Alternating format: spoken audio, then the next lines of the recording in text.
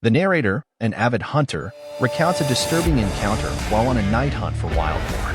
Equipped with a thermal scope, he observes a figure initially mistaken for a bear, only to realize it's a naked man exhibiting bizarre behavior. The man emits a feminine voice, pleading for help, which the narrator deems suspicious. Sensing danger, he prepares to leave but is unnerved when the man seems to anticipate his movements. After a tense standoff, the man retreats into the woods, leaving the narrator shaken. Reflecting on the incident, he ponders whether the encounter involved a deranged individual or something more sinister like a Wendigo or skinwalker. The story serves as a cautionary tale about the eerie mysteries that lurk in remote wilderness areas. In this Ishi's story, creepy encounters. The man I saw through my night vision scope. I'm a hunter. I like to hunt wild boar specifically. Though I have been deer hunting and have been known to get a turkey for Thanksgiving, I mostly hunt boar. For those of you that don't know, boar are a big problem in the United States. A sow can have 2 litters a year, and it's not uncommon for a litter to consist of 10 or more pigs. Given that pigs eat anything and everything, it's not hard to see why the Department of Fish and Wildlife makes it legal to hunt them with almost no restrictions. In my state, it's illegal to hunt most large mammals with night or thermal vision scopes, with the exception of boar and coyote. I've been saving for a year, mostly fun money. It's hard to explain to your wife that a scope that cost literally twice as much as the rifle I was mounting it on was worth it. But I did it. I took it to a range and sighted it in. There was an area that was peppered with boar activity that I knew would be perfect for a night hunt. It was easily accessible with my truck with easy-to-find spots that I could set up and that overlooked a large, easy-to-navigate clearing. The night started uneventful, mostly me tinkering with my new toy, cycling through the settings. I was a little impatient. I'd spotted multiple deer, but they were out of season, and like I mentioned earlier, my current setup wasn't legal for deer. I moved to another spot I'd seen days earlier that probably wasn't much better than my first, but it gave me something to do and a new angle to look around with my new scope. After an hour or so of glassing the area, it dawned on me. This spot doesn't have much animal activity at all. No rabbit or owls. The deer that I'd seen were hundreds of yards from where I was. Why was this pocket of land so dead at night but lively in the day? I'd set up around 10 p.m., and it was about 2 a.m. when I started to think about packing up, maybe setting up a target before I left, and taking some practice shots. I heard a crunch come from the direction I came from before. I panned my scope over and saw the silhouette of a small bear pushing through the bushes. It's important to note that my scope isn't exactly night vision. It's a thermal scope, kind of like a black and white version of what you see in the Predator movies. I adjusted my range and zoomed in a little. I remember jolting a little when I saw that it wasn't really a bear, it was a man. Because he was so low and hunched over, I thought I was looking at a young bear. Is that a game warden? It couldn't be. I would have seen the headlights coming up the road from where I was perched. And where could he have walked from? I was 30 miles away from anything and on public lands.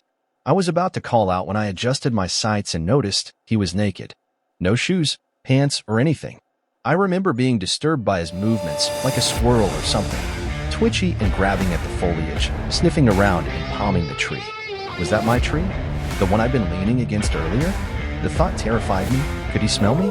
Then he did something I still have nightmares about today. He squatted and placed his hands in the dirt between his feet and stared straight up like a dog mid-howl. And I heard it, a voice coming from that direction, a very compelling female voice. Help, I'm lost. There was a long pause, but neither of us moved a muscle. The center of my sights was trained at the dirt in front of his feet. I couldn't bring myself to aim directly at another person. It went against everything I'd been taught about firearms. Were they lost? Was this some guy that had gone crazy out here? Why was his voice so feminine? Help, please. I can't walk. The voice called out. That's when I called bullshit. Not only could he walk, when I first saw him, he was traversing the land with ease for a naked person, so good I mistook him for a bear. That's a fucking trap. This guy is trying to lure me to him with a damsel in distress routine. Luckily, the lack of activity before had caused me to pack up most of my gear. I think I may have left behind a hat and a sitting pad, but I didn't give a shit in that moment. I took my eyes off him for a moment to get my pack on. I buckled my chest strap and scrambled for my rifle. To my horror, he was in the same position, but his face was staring in my direction, and I swear I saw a smile. The thermal scope has an effect that makes animals' eyes appear white. How the hell had he heard me get up and put my gear on? He must have easily been 150 yards away. Fuck off. I screamed in that direction. He stood upright, and it hit me how tall and skinny he was. easily 6 feet and very lean. He took a couple of long strides in my direction, and I instinctively sent a round sailing above his head into the tree lane. He was freaky as hell, but he hadn't really threatened me. What would I tell the cops? I was unwilling and unready to shoot someone. He stopped dead in his tracks and hunched down on all fours. The next one will fuck you up. Go away. He stayed on all fours, and this time I had my sights trained on the center of him. His eyes were just above the grass like a large cat or something. I was trying to stop my trembling and knew that my voice had cracked a little on that last warning. I was terrified. That standoff probably only lasted a minute or two, maybe less, but it felt like forever. In an instant, he bolted left towards the tree line opposite the road. So much for not being able to walk. I could barely keep him in my scope, he was moving so fast. He disappeared into the brush, and I sent another bullet sailing high in his direction. I racked another round and tried to pocket that mag and swap for a fresh one, but I dropped it and didn't bother looking for it. I wasn't far from my truck, and I wanted to get out of there. I could hear him in the distance, yelling in this weird sound that could have been a laugh or a cry. I scrambled up the trail and arrived at my truck breathless. I tossed my gear into the cab, but kept the rifle in the passenger seat and sped off. For the longest time, I told that story from the perspective of having spotted some deranged crackhead living off the land like some kind of caveman. I reported it to Fish and Game, but all they did was scold me for hunting at night alone. Never received an update. It wasn't until I told this story at a camping trip that my nephew told me about wendigos, rakes, and skinwalkers. My story scared the piss out of him because the spot we were camping was technically the same forest I'd seen the bastard, just 50 miles east of it. He was so spooked his mom, my cousin, had to take him home. She was really pissed. I've gone down the rabbit hole one of these scary stories. I'm not saying what I saw definitely was a wendigo or a skinwalker. I'm saying that if such a thing exists, I may have dodged quite the bullet that night. Or maybe it was just a tweaker being Donnie Thornberry in the middle of the night. Either way, I thought I'd share. Edit. Believe what you like. These are events as I recall them. And no, I'm not a writer. Here's a link to a video where I answer a lot of questions asked in the comments. AMD Mo we listeners. Exenotso SLM shady. Great read, but can't help noticing it reads heavily as fiction. No specific time period or years given. Conveniently mentions it was the 90s, so there are no cell phones but has night vision goggles and keychain pepper spray. I was born in the late 90s, so I really have no way of knowing if these items were actually commonly available back then. I am basing this off not seeing women carry pepper spray on their keychains until about 2017 when it became very popular. Also more nitpicking, but if they were following Opie, wouldn't they see her climbing to the tree? How fast / how did she climb? She mentions him being under he tree, so I'm assuming she has to be some 15 to 20 feet high to not notice her. Great story, and if it is to be true, I sincerely apologize for being a cynical asshole, and I am very glad Opie made it out of that horrifying situation safely. Ophiofti.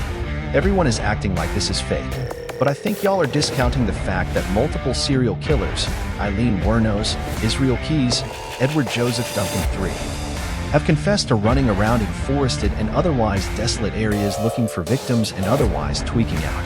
This is legit a thing that happens. Julia Katrina 0507. So true. Joseph Duncan III stalked my house one night with night vision goggles looking through our windows. I know this for a lot of reasons, and I have a detailed post somewhere on this account. My sister and I were young girls and saw him thinking a deer was walking around in our backyard. This was northern Montana. Creepy stuff. People are sick. Abalone C7265. Sounds like a Vader to me. Forest spirit. Using a female voice in distress to lure you out. It's interesting to note that it didn't know where you were until it called, and in that moment your heart rate would have changed. You would have started to sweat and give a big dump of pheromones into the air, and it was looking right at you. So many people go missing in national parks and forests every year. It's wondering to think what the intentions were if it got you. I also find it really disturbing that it was laughing as it ran away. Your story is really interesting. I'd take it as a solemn warning and stay away, but that's just my take. It sounds like a shit ton of fairy tales, warning tales, that I've read over the years. Deleted user. Mr. Ballin will be telling this one. He's a YouTuber and great storyteller about the strange and mysterious, smiley face. Perpetual connection. Up. Edited 3 ago. Awesome. A few people have asked for permission. I hope he does too, mostly because I don't frequent those kind of channels and would love to have a link of my story being read. 7 Joy 5. 3 Waigo. Mr. Ballin is amazing. He takes such a respectful approach to every story he shares and makes a point to not post it unless it is as accurate as he can muster. He also has a great voice, and he spins these stories masterfully. I'm almost 46, and I binge watch and listen. His storytelling captivates me like I was little again. Seriously, man has some beautiful energy. You won't be disappointed. Maple Leaf Namaste. Connecticut Convert. Scrolled back to tell Opie how great Mr. Ballin is, but you did it better than I would or could. As a YouTube comment read, vaguely remember Mr. Ballin could make a grocery list interesting. Perpetual connection. The guy that taught me how to shoot drilled into my head that a long-distance weapon was next to impossible to argue for self-defense outside of war. Implanted firmly that it's next to impossible that you had to convince a jury that you had to shoot someone at that kind of distance to save your own life. Almost no cases of that panning out in favor of the shooter. That and everyone that plays Call of Duty thinks they can pull a trigger. When that shit is in front of you, in your sights, it's way different. Definitely. I'm still torn by the decision. I don't know that there was a right or a wrong there. My biggest regret was leaving him for someone else. Helpful with Dowson. I have no idea what you saw, but mimic distress calls are obviously the mark of a predator. I believe there exist pockets of feral humans in many remote forested areas all over the world. Not to mention the legion of paranormal entities inhabiting these areas. Encounters with these entities seem to be rare. However, some of them may consider humans a food source. Glad you made it out with just a scare. CSPS 12. People don't believe in paranormal entities, but if you compare beliefs from all over the world, many are scary similar. Take Bigfoot and Yeti, there's many more stories around the world. Plus, majority of our world has not been explored. There's no telling what's out there and what's at the bottom of the ocean. Between that and experiences between myself, family, and friends, I believe we are not alone. There's so much about the universe that we don't know, so why rule things out unless you specifically know it doesn't exist? Zombino Q. That is terrifying as hell. Reminds me of the time I went Bigfoot sightseeing with a buddies group, and we ended up running through a dark forest after receiving several responses. One of our folks tripped and screamed in the middle of a run away from whatever the fuck that was moments, and after she screamed from the fall, we hear an unnaturally loud guttural alien versus predator shit roar. Everyone froze and our lead instructor fired several shots into the darkness. We are probably 200 miles away from the nearest house. And everything fell silent. For the rest of the night, we bunkered down at a camping ground telling stories and drinking. One older fella who went by Unsigned, who was at the campground there, came by, and after hearing some of our leaders' stories, informed us of the Native American tribes that were once in this area and that there were shamans who summoned shit to ward people away or something. I want to go back. I want to see what it was that was out there that night. It was unnervingly terrifying, the sound it made. Something that instantly made you sweat and cold/hot at the same time. Alame say, "Holy shit, is this true or creative writing?" The female voice coming from a dude. He had to have been watching you. How would he have known where you was? Perpetual connection. Having gone over the situation many times in my head. Since there was almost no animal activity from the start, I suspect he was there hiding probably before I arrived. Moving through wilderness in the dark is difficult and even harder to do without making noise. I suspect he heard me moving around or saw my flashlight as I moved from spot to spot. Deleted. Oh fuck, that's weird, man. Dude just chilling in middle of nowhere. He didn't know if a person would show or not. They say that the only thing to fear in the woods is other people. This story just proves that to be true. Fuck that, at least he was armed, and told him that the next shot was going in. Paul Iris 999. Terrifying. I couldn't stop reading. Glad you were able to tell the story, but damn if I would be camping 50 miles in the same forest that I saw that creature. Wendigos are known for mimicking voices to lure people in, according to the stories. SWAK, those that walk on all fours, can as well and can travel over 200 miles in a day, again, according to the stories. Either way, even if it was some crazy person, you escaped a perilous evening. Definitely creepy. Gay Fork. Oh no, I believe it. I've told some stories with my other handle about shit I've seen and heard in the woods. I'm Native American, and it's pretty accepted that there's just land out there that people aren't meant to be on because of stuff like this. I have a park ranger friend that's seen some weird shit too on her job. She's also Native, and she's serviced the same woods I go to. And yet I still go there at night sometimes like a dumbass. Powerful pressure 43. I'd hesitate to say you saw a windy bagel, but all the signs point towards a flesh pedestrian over a feral person. The only thing that separates it is that it ran away from you. Not necessarily a sure sign, since it might have wanted to play with you. Still, not fun. Griselda 66. This is quite a story. My husband is an avid hunter and has hunted with both bow and rifle for many years. I had him read about what happened to you. It sounds as if you encountered something beyond the pale of our reality. Shape changer, Wendigo, I don't have any idea. I know some about David Pollard's theories about missing people and the stories he and others have written about lost and missing hunters. I was reminded of some of them as I was reading your story. I had a couple of questions for you. You mentioned that you were hog hunting. Do you mind saying generally where you were? Also, I'd like to know if you have been back to the same location since your strange experience. The Indigo Crafter. You're walking in the woods, there's no one around, and your phone is dead out of the corner of your eye. You spot Shia LaBeouf, he's following you. About 30 feet back, he gets down on all fours and breaks into a sprint. He's gaining on you. Shia LaBeouf, you're looking for your car, but you're all turned around. He's almost upon you now, and you can see there's blood on his face. My God, there's blood everywhere. Running for your life from Shia LaBeouf. He's brandishing a knife. It's Shia LaBeouf. Lurking in the shadows, Hollywood superstar Shia LaBeouf. Living in the woods, Shia LaBeouf. Killing for sport, Shia LaBeouf. Eating all the bodies, actual cannibal Shia LaBeouf. Now it's dark, and you seem to have lost him, but you're hopelessly lost yourself, stranded with a murderer. You creep silently through the underbrush. Haha.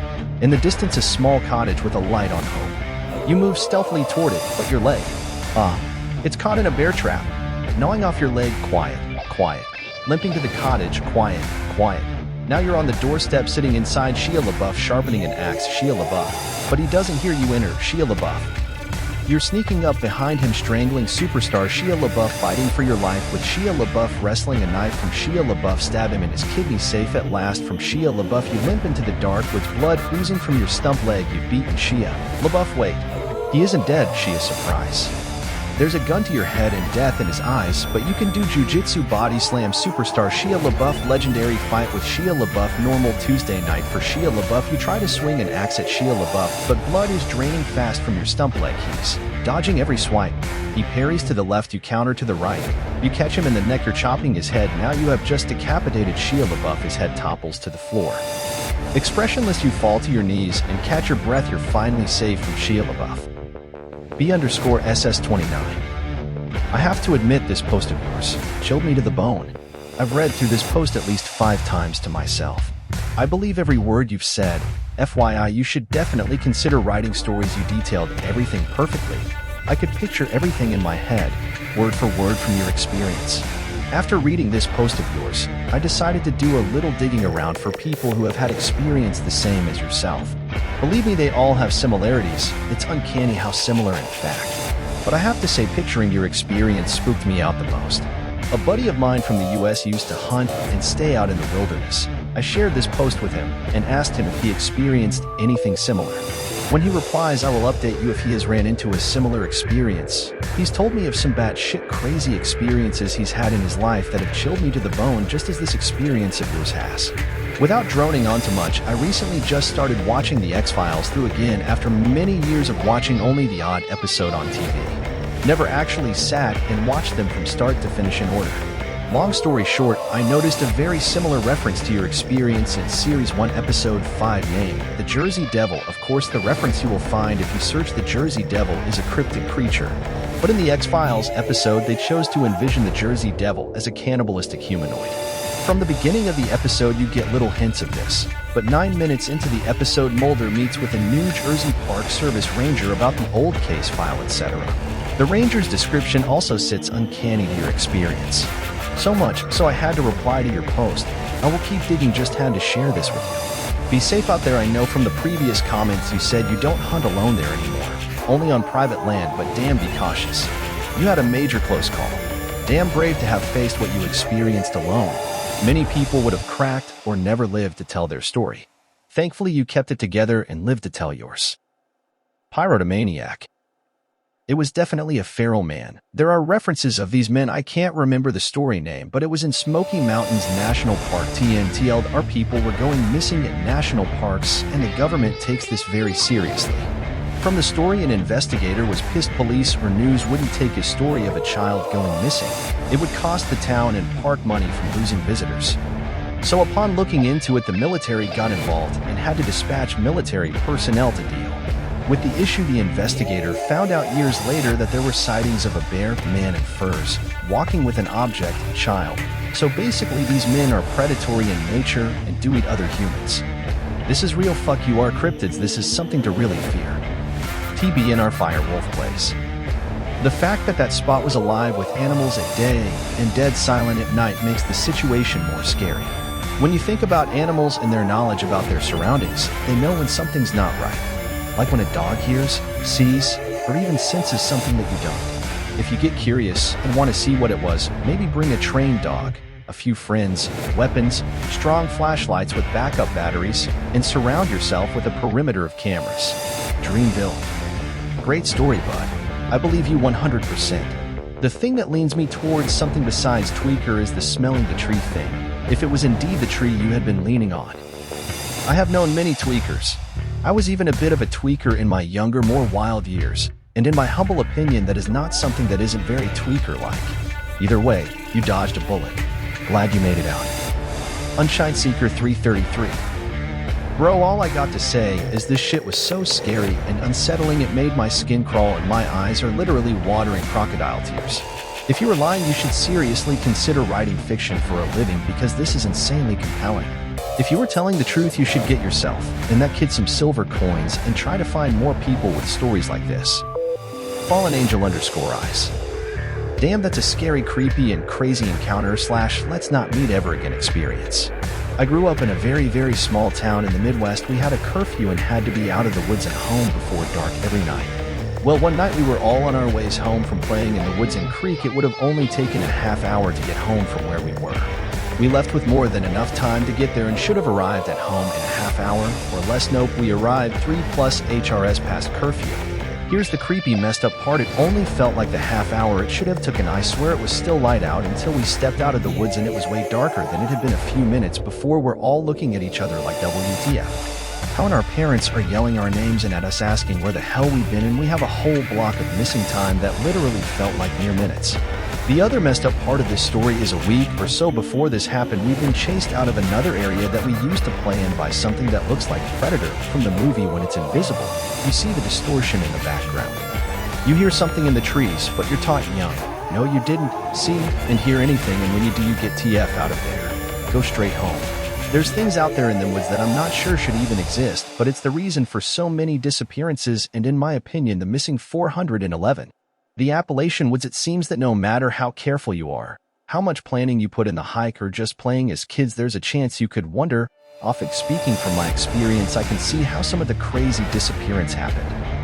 A Droopy Mango. I know I'm late to this story, but this one gave me chills. I heard you tell it personally, and it was so goddamn believable. I think what you saw was a man. That man, like you clearly detailed, must have been generally aware of your presence, but didn't have you dialed in. Perhaps figuring you may have been a camper. That ploy using the female-sounding voice is terrifying. My theory is that you absolutely dodged someone who was well-practiced in the art of luring unsuspecting lone campers away from their camps in isolated areas. This person was probably able to move so quickly because, like you said with the eye patch example, there are ways to adapt to see better at night. Just throwing around theories.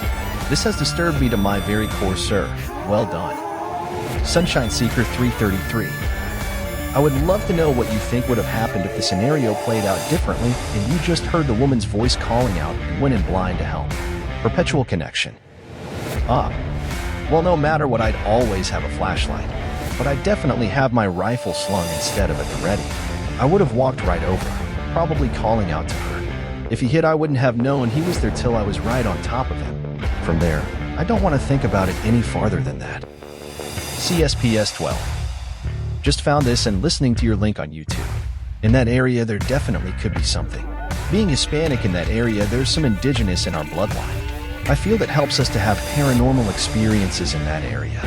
My family is SW Colorado and my husband's is SoTX. Both sides have many stories from over the years. These stories don't change no matter how many times they tell them. That's how you know it's not BS. Glad you got out. Perpetual connection. up. So, I've spiraled down the rabbit hole of creepy pastas and Reddit stories about cryptids since writing these things. I've seen so many images and honestly, it looked like a man is his mid to early 40s. The voice thing was terrifying, but he knew what bullets were. I feel he was a man.